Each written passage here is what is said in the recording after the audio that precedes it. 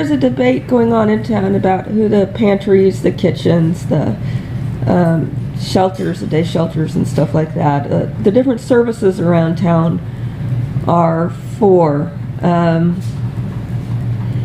And you got to consider that a lot of these places are run by people who started out working there as community service or as terms of their parole, that kind of thing. And so a lot of these are people kind of in the same boat as the people that they prefer to serve, and that is people with felony drug convictions who are not allowed to get food stamps. Now, not everyone agrees with this, but this tends to be most of the people working here agree with this. Or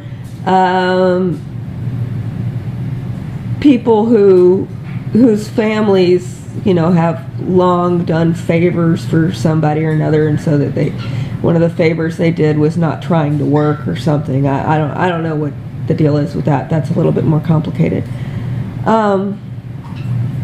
The other opinion is that these places are here for you know, all of the people who are below a certain financial level for whatever reason, and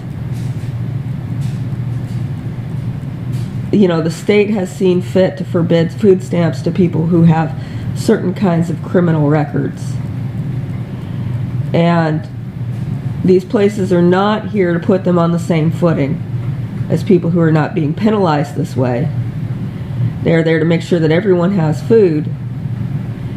And the people that are not being penalized by the state for not having participated in those activities,